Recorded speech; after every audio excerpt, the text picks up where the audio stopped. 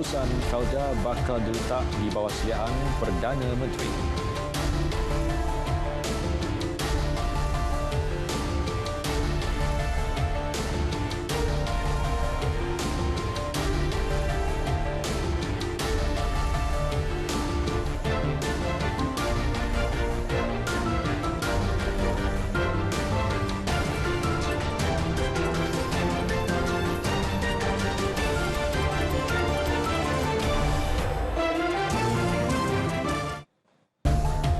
Assalamualaikum, salam sejahtera. Berita tengah malam bersama saya Muhammad Shah Musa. Pembangunan, kebajikan dan kemudahan melibatkan peneroka Felda akan diletakkan di bawah seliaan Perdana Menteri. Ia untuk memastikan usaha menangani isu-isu warga Felda dapat diurus secara terus dengan penyelesaian lebih berkesan. Datuk Seri Ismail Sabri Yaakob berkata perkara itu akan dilaksanakan sekiranya beliau kekal Perdana Menteri selepas pilihan raya umum ke-15. Beliau berkata kebajikan peneroka Felda sentiasa menjadi fokusnya sejak mula bertanding di kerusi Parlimen Bera pada 2004. Pelbagai pembangunan telah dilaksanakan di 14 tanah rancangan Felda dalam Parlimen Bera, termasuk menyelesaikan masalah air dan menyediakan kemudahan jalan raya lebih selesa.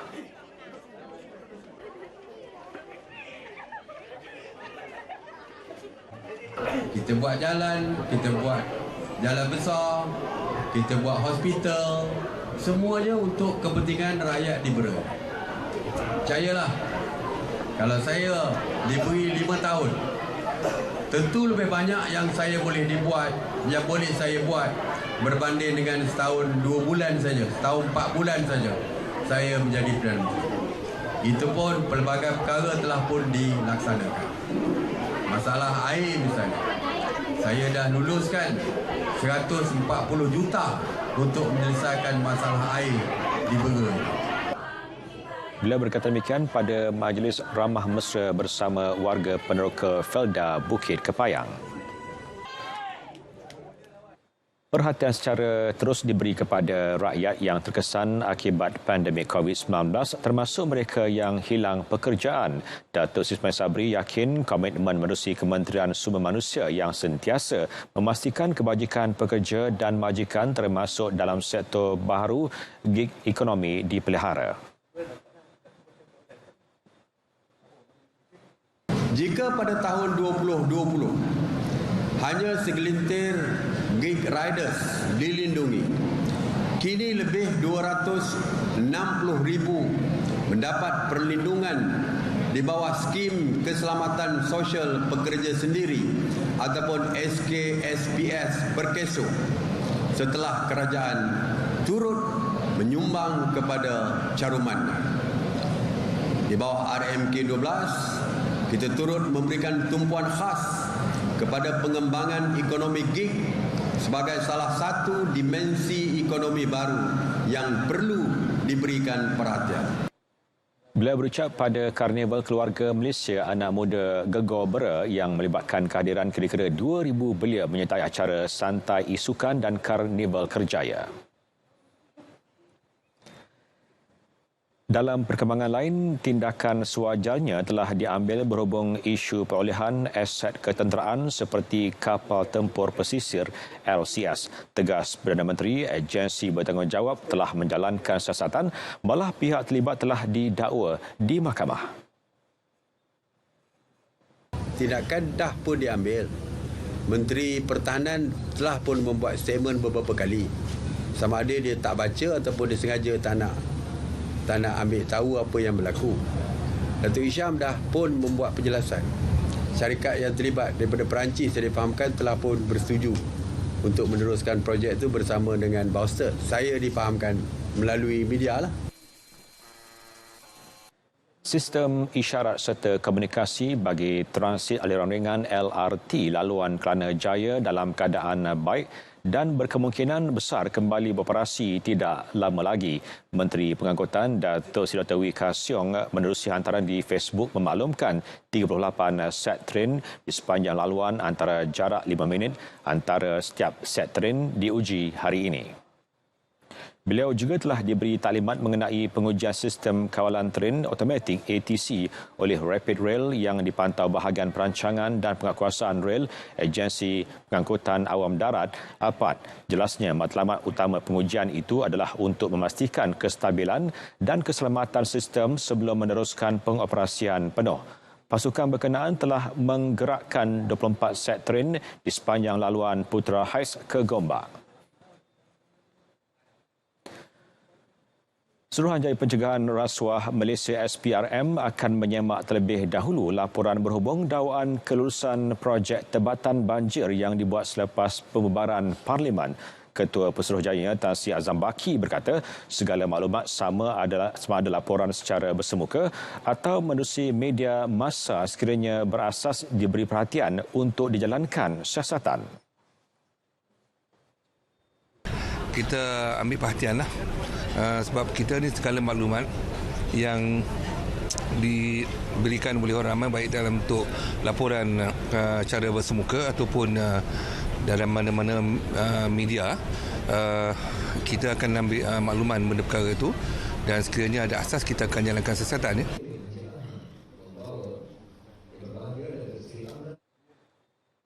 Sementara itu, Menteri Alam Sekitar dan Air Datuk Seri Tuan Ibrahim Tuan Man sedia memberi kerjasama kepada SPRM dan polis sekiranya dipanggil untuk mengemukakan bukti. Projek ini perancangan kerajaan persekutuan dalam bajet 15 bilion seluruh negara bagi menyelesaikan masalah banjir secara menyeluruh. Ya, jadi apa yang disebut itu memang ada dalam perancangan lama dah sebelum saya masuk lagi. Sebab berkala isu banjir yang berlaku ialah satu perancangan ambil masa yang panjang. 23 jemaah umrah negara yang terkandas di Arab Saudi menjadi kumpulan terakhir dibawa pulang ke tanah air hari ini. Mereka selamat tiba di KLIA tengah hari tadi menerusi penerbangan Malaysia Airlines dari Jeddah. Kenyataan Kementerian Luar menyebut dengan ketibaan ini kerajaan Malaysia telah membawa pulang kesemua 63 jemaah umrah yang terkandas di Arab Saudi sejak Jun lalu. Kumpulan pertama seramai 36 orang telah tiba pada 4 November lalu, diikuti kumpulan kedua seramai 4 orang yang tiba pada Isnin lepas. Urusan membawa pulang jemaah umrah yang terkandas ini telah dilaksanakan dengan mematuhi peraturan dan undang-undang yang ditetapkan kerajaan Arab Saudi. Perkembangan banjir. Jumlah penduduk terjejas di Kelantan terus meningkat dengan 809 orang daripada 265 keluarga dipindahkan ke 6 pusat pembinaan sementara PPS di Pasir Mas dan Tanah Merah. Menurut portal info bencana banjir JKM, setakat 8 malam tadi jumlah penduduk terjejas banjir di Pasir Mas dan ditempatkan di PPS SK Tok Deh ialah 559 penduduk daripada 169 keluarga. Di Tanah Merah, PPS Balai Raya Padang Kijang menempatkan 16 penduduk terjejas daripada 5 keluarga. Sementara itu, 2 laluan di Rantau Panjang ditutup kepada semua jenis kenderaan melibatkan Jalan Pengkalan Rakit Batu Karang dan Jalan Masjid Padang Licin. Turut ditutup kepada kenderaan ringan ialah Jalan Tok Deh, Gual Periuk dan Jalan SK Gual Tok Deh. Penduduk di sekitar lembangan Sungai Golok diingatkan sentiasa waspada memandangkan paras air sungai tersebut menunjukkan tren peningkatan ke tahap paras bahaya.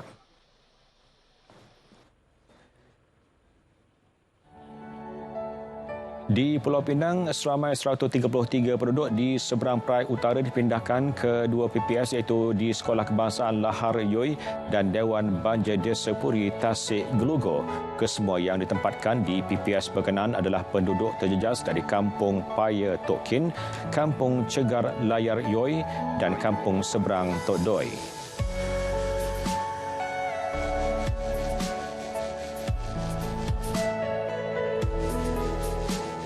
Angka penduduk terjejas banjir yang ditempatkan di 2 PPS Dialog Gajah Melaka terus meningkat kepada 37 orang daripada 11 keluarga berbanding 29 penduduk daripada 10 keluarga sebelum ini.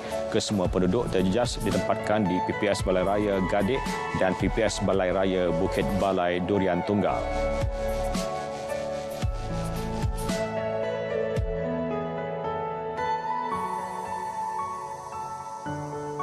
Di Johor pula, 3 PPS dibuka menempatkan 57 penduduk terjejas daripada 18 keluarga. Kesemua PPS yang dibuka di segamat masing-masing Balaraya Gemerih 4, Batu Badak, Balaraya Kampung Kuala Paya dan Dewan Komuniti Kampung Tasik. Di Kedah, 3 PPS yang dibuka menempatkan 187 penduduk terjejas daripada 44 keluarga. 3 PPS berkenaan masing-masing SK Sungai Limau, Surau Taman Sang Kancil, Lunas dan Dewan Masjid Sungai Seluang di Kulim. Jumlah penduduk terjejas banjir yang ditempatkan di 8 PPS di Kelang dan Kuala Selangor mencatatkan penurunan. Berdasarkan statistik Info Bencana JKM, 748 penduduk terjejas daripada 183 keluarga masih berlindung di PPS. Perkeso, Lembaga Tabung Haji dan Hospital Kerajaan menjalinkan kerjasama bagi memperkasakan kesejahteraan sosial golongan orang kurang upaya OKU mental. Kerjasama tersebut merupakan sokongan dan latihan pekerjaan sehingga golongan itu kembali berdikari dan mampu menyara diri dan keluarga. Perkeso menerusi kenyataan berkata kerjasama di bawah program Cakna Prihatin Perkeso TH melibatkan penubuhan 16 caring center di semua hospital seluruh negara termasuk Hospital Kuala Lumpur.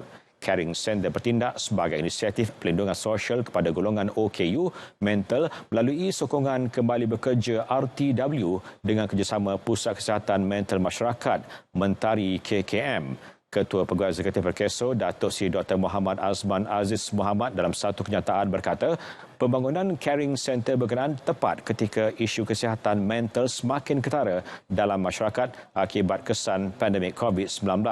Projek menumpukan aktiviti intervensi lebih relevan agar pekerja menghidap masalah kesihatan mental berpeluang bekerja semula dan kembali kepada masyarakat. Baris disusun, bergerak mengikut strategi. Pertempuran atas satu tujuan. Yang tewas harus berundur. Andai salah percaturan, kawan menjadi lawan. Dari yang dihormati akan dipandang sepi. Politik, jalan menegakkan kebenaran, bukan kebencian. Percaturan harus benar demi mengubah lanskap politik negara. Kini Malaysia harus dipacu menjadi aspirasi membantu rakyat dan bukan tumpuan soal kekuasaan. Undi bukan sekadar pilihan. Ia adalah tanggungjawab. Dan ini penentu. Saksikan secara langsung keputusan penuh PRU ke-15 di TV1, saluran berita RTM dan RTM Klik.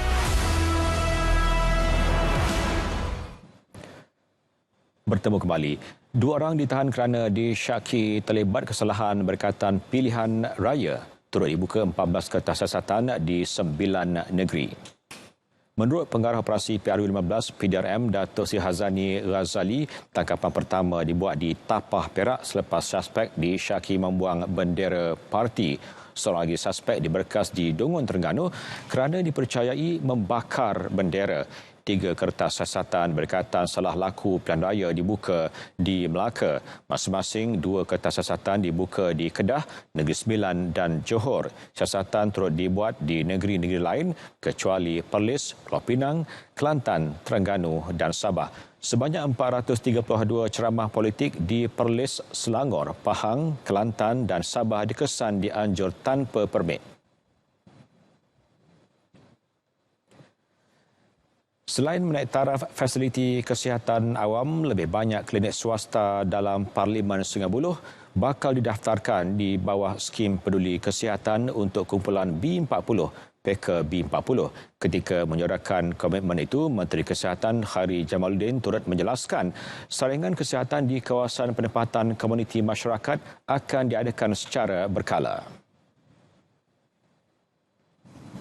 Saringan kesihatan di tempat kediaman macam kita buat hari ini akan dibuat secara berkala. Maknanya mungkin setiap tahun kita akan buat sekali di kawasan-kawasan perumahan tertentu agar lebih mudah untuk mereka mendapat saringan. Ini adalah satu aku janji dalam manifesto yang penting bagi saya, ya, isu kesihatan.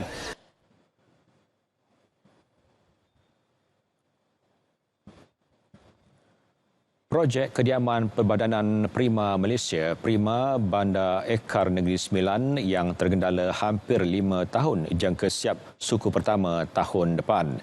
Calon Barisan Nasional BN Parlimen Rembau, Datuk Seri Muhammad Hassan berkata, status pembinaan perumahan kini berada pada 88%. Beliau berkata projek yang terhenti apabila berlaku penukaran kerajaan pada 2018 punca kelewatan projek dan serahan kunci kepada pembeli. Amat membebankan, ya, kita punya pembeli-pembeli yang kebanyakannya majoritinya adalah merupakan penjawat awam. Jadi itu sebabnya saya banyak dalam saya punya email, banyak yang respon dalam Facebook saya katakan ini adalah lebih baik untuk saya memanggil 3 pihak, iaitu pembeli dan juga Prima, dan saya sendiri mendengar apa sebenarnya status projek perumahan Prima di Rantau ni. Beliau berkata demikian selepas perjumpaan dengan pembeli Prima di Bandar Ekar Negeri Sembilan. Projek membabitkan pembinaan 630 unit rumah 1 tingkat dan 2 tingkat. Berbaki seminggu sebelum hari pengundian pada 19 November, calon BN bagi Parlimen Alor Gajah Syahril Sofian Hamdan optimis dengan sokongan masyarakat setempat. Ia dinilai hasil aktiviti kempen yang dilaksanakan secara bersemuka dan dalam talian yang diterima positif penduduk. Saya nampak isu-isu yang berbangkit dalam Parlimen Alor Gajah ini memerlukan satu pasukan wakil rakyat yang bukan hanya di peringkat DUN tetapi juga di peringkat Parlimen yang mempunyai keikhlasan dan kemahuan untuk berbakti dan tenaga untuk menyelesaikan masalah seberapa segera yang mampu. Banyak masalah asas yang masih wujud. Beliau berkata demikian selepas melawat pusat gerakan jentera PDM-BN di Alor Gajah, Melaka. Pelbagai pendekatan dan usaha diambil bagi memenangi hati pengundi. Bagi calon Dewan Undangan Negeri DUN Hulu Kinta, Datuk Mazlan Abdul Rahman menghidupkan semula perpustakaan desa di kawasannya menjadi fokus. Ia bagi memudahkan penduduk setempat menikmati kemudahan pembacaan lebih selesa. Dan di sini juga saya nak merancang membuat di bawah pembangunan luar bandar, sekiranya terpilih, banyak jalan-jalan yang belum lagi diturap dan saya akan selesaikan. Sementara itu, calon muda BN Parlimen Padang Rengas, Datuk Muhammad Arif Abdul Majid pula tekad mempertahankan kerusi tersebut dan menyantuni penduduk di setiap pelosok kawasan. Saya rasa insya-Allah saya akan cuba yang sebaik yang mungkin kerana Pusi Padangan ini tidak pernah kalah dan saya mengambil tempat daripada Datuk Seri Nazri yang mana orang kenali dia dan dia memang menjalankan tanggungjawab dia dengan baik.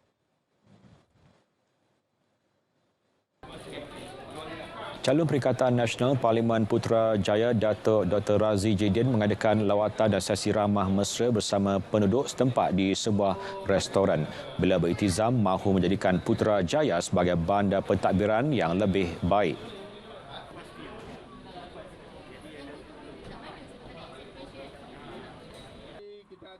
Di Parlimen Merbuk, calon warisan Khairul Anwar Ahmad menunggang motosikal kapcai dari Pekan Sungai Petani ke Bukit Selambau. Konvoi bermula di dataran zero Sungai Petani itu disertai oleh lebih 50 penunggang dan pembonceng.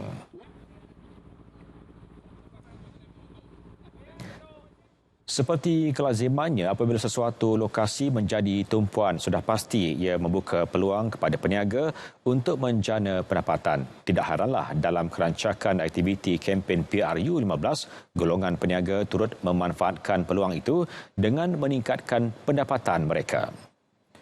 Tinjauan di Tamasri Gombak, Selangor mendapati kempen pilihan raya menjadi lubuk rezeki buat mereka yang menjual pelbagai juadah makanan dan minuman. Mereka juga menumpukan jualan di sekitar pondok-pondok panas atau pentas ceramah di beberapa lokasi dalam Parlimen Gombak. Takat ni alhamdulillah lah negara orang pun ramai kan. Orang ramai jadi orang bolehlah beli makanan kat sini kan. Pagi-pagi dah ramai dah, pukul 8 orang dah berbusur kat sini. Sampai besok pun ada lagi. Kalau kempen macam ni, kita orang niaga tak ada masalah. Jadi tumpuan ramai kan.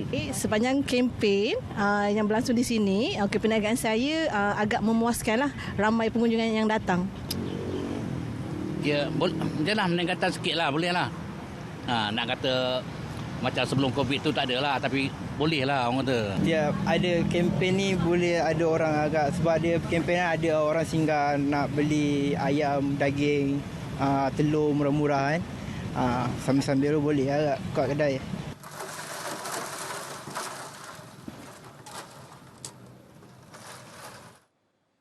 Seramai 250 penduduk sekitar Bukit Gambir menerima manfaat menerusi saringan skim peduli kesihatan untuk kumpulan B40 PK B40. Penganjuran pemeriksaan kesihatan secara berkala di kawasan itu bagi menggalakkan lebih ramai masyarakat sekitar cakna akan tahap kesihatan masing-masing.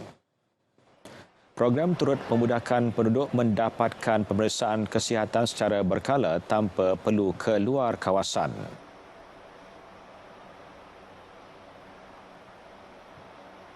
Untuk kebaikan kita supaya tidak ke klinik kesihatan ke swasta untuk menunggu. Kita aturkan masa, dia aturkan masa untuk kita. Macam saya minta masa pukul 1 hingga 2 kerana lepas kerja. So saya datang je, periksa terus saya boleh balik. Jimat masa lah. Jelas calon BN Parlimen Ledang Dato' Hamim Samuri, program saringan kesihatan berkala itu mampu memberi kefahaman berhubung tahap kesihatan kendiri selain memudahkan mereka mendapatkan pemeriksaan kesihatan. Memastikan kawasan sekitar Angkasa Puri bersih. Program gotong royong perdana anjuran Jabatan Penyiaran adalah usaha ke arah pembudayaan amalan sihat dan kesejahteraan secara holistik. Menurut Ketua Pengarah Penyiaran Datuk Cik Roslan Cik Daud, gotong royong perdana turut mengeratkan hubungan sesama warga RTM bila mahu aktiviti seumpama diteruskan dengan dilaksana sekurang-kurangnya 2 kali setahun. Kita ada di tersegam indah di depan sana ialah Angkasa Puri Kota Media, bangunan baru kita. Ada Menara Seri Puri, ada dia punya auditorium, studio dan sebagainya yang baru. Jadi sepatutnya kawasan di sekitar Angkasa Puri Kota Media ini juga menunjukkan satu keceriaan, keindahan dengan pokok-pokok yang menghijau. Kita dalam kawasan bandar, kawasan tengah-tengah bandar, maka sepatutnya kita di kawasan ini diperbanyakkan pokok-pokok ataupun tumbuhan-tumbuhan. Beliau ditemui selepas menyertai program gotong royong perdana di Dataran Setia Angkasa Puri.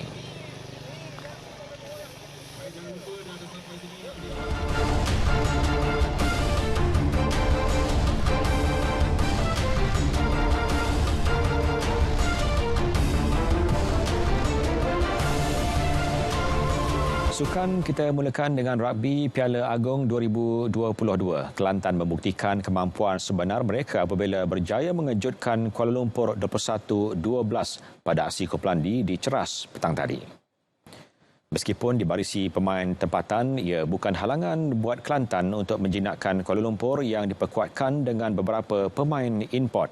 Ketua Jurulatihnya Fahad Horrozi Ismail jelas amat berpuas hati dengan persembahan anak buahnya yang mencipta kemenangan pertama dalam kejohanan ini.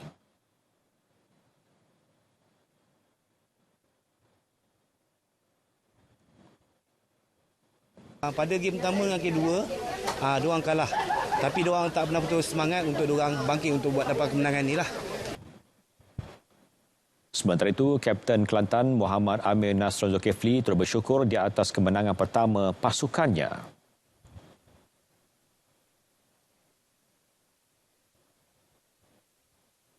Alhamdulillah tak ada masalah untuk kami. untuk kami menyekat serangan daripada pemain KL dan pemain mereka, dan alhamdulillah menang untuk perlawanan ini. Ketika ini Kuala Lumpur, Kelantan dan Perlis masih merebut tempat ke peringkat suku akhir. PDRM pula telah mengesahkan kemarahan setelah selesa mendahului kumpulan.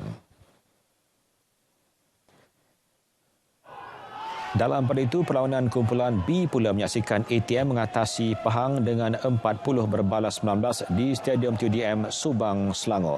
Aksi separuh masa pertama agak seimbang, namun ATM berjaya melakukan try seawal minit kedua melalui pemain sayap Lieutenant Muhammad Hanafi Zaini. Pahang tidak menunggu lama untuk membalas asakan dan berjaya memperoleh try menerusi penyerang Caprian Danny Gisang pada minit ke-7. Namun ATM kembali melakukan 5 try tambahan sehingga tamat perlawanan. Ini pula mengenai kejohanan Piala Emas Raja-Raja yang dilihat perlu dikembalikan semula reputasi serta status kegemilangannya. Perkara itu diutarakan oleh Datuk Mahmud Abbas, anak kepada pengasas Persatuan Bola Sepak Melayu yang mahu memastikan objektif penganjuran kejohanan yang telah memasuki edisi ke-100 tahun ini terus kekal relevan dalam melahirkan bakat-bakat baharu bola sepak. Datuk Mahmud yang juga Ketua Pegawai Eksekutif Perbadanan Kemajuan Negeri Selangor PKNS menjelaskan kejohanan Piala Emas Raja-Raja suatu ketika dahulu adalah saingan bola sepak yang berprestij dan mendapat sambutan peminat sukan tanah air. Malah ia juga pernah disertai pemain legenda negara seperti arwah Datuk Mohtar Dahari serta Datuk Santok Singh. Mengatur pemain-pemain untuk bermain, dan daripada situlah kita boleh pilih mereka ini yang bagus untuk mewakili negeri ataupun negara kita. Saya rasa zaman kegemilangan di mana zaman dulu, zaman So Chin An, zaman Santok Singh, Mohtar Dahari, saya rasa kita perlu balik, Malaysia perlu balik ke zaman kegemilangan itu. Edisi ke-100 kali ini bakal menyaksikan dua pasukan Selangor dan PDRM berentap untuk merebut gelaran juara. Selangor akan cuba mengakhiri penantian mereka selama 20 tahun manakala PDRM pula memburu trofi kedua kejohanan ini.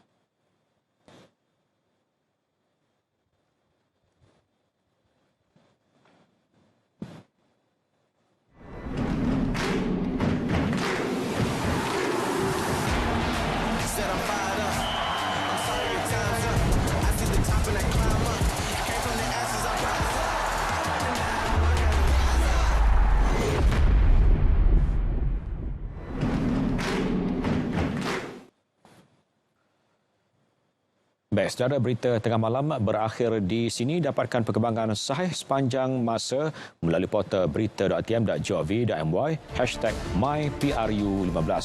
Assalamualaikum dan selamat malam.